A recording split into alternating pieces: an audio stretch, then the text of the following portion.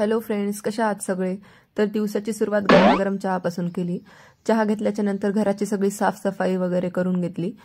झाडू पोछा लावून वगैरे घेतल्याच्या नंतर मग बाकी काही कामं होते, कपडे वगैरे सगळे आवरून घेतले आणि स्वयंपाक करायला घेतला। स्वयंपाकामध्ये मी आज शेपूची भाजी आणि पोळ्या करणार होते। तर शेपूची भाजी पाण्यामध्ये भिजू घातली। भाजी व्यवस्थित धुवून घेण्यासाठी थोडा वेळ भिजून ठेवलं त्याला आणि पोळ्यासाठी पीठ भिजवून घेतलं।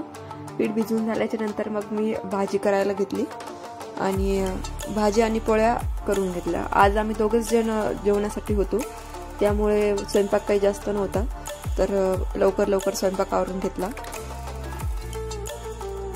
पालेभाज्यांचं कसं असतं की दिसताना जेव्हा घेतो आपण करायला तेव्हा खूप मोठी दिसते आणि नंतर मग शिजून वगैरे झाल्याच्या नंतर ती एवढीशीच बनते, तर त्याचं काही क्वांटिटी समजतच नाही।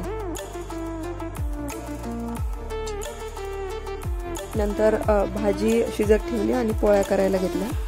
तर पटपट पोळ्या करून घेतल्या आणि आज शिवजयंती सुद्धा होती आणि आज माझा पहिला ब्लॉग येणार होता।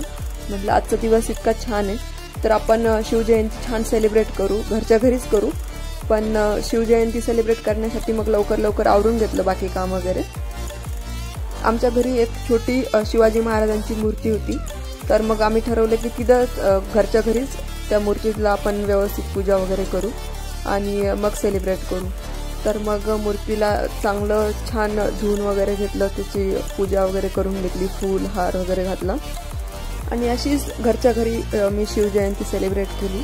तर तुम्ही पण केली का शिवजयंती सेलिब्रेट, हे प्लीज मला कमेंटमध्ये सांगा आणि आजचा माझा ब्लॉग कसा वाटला तर हे पण मला कमेंटमध्ये सांगा आणि प्लीज चॅनलला लाईक, शेअर आणि सबस्क्राईब करा। तर मी आजचा ब्लॉग इथेच संपवते, भेटूया माझ्या नेक्स्ट ब्लॉगमध्ये। Thanks for watching.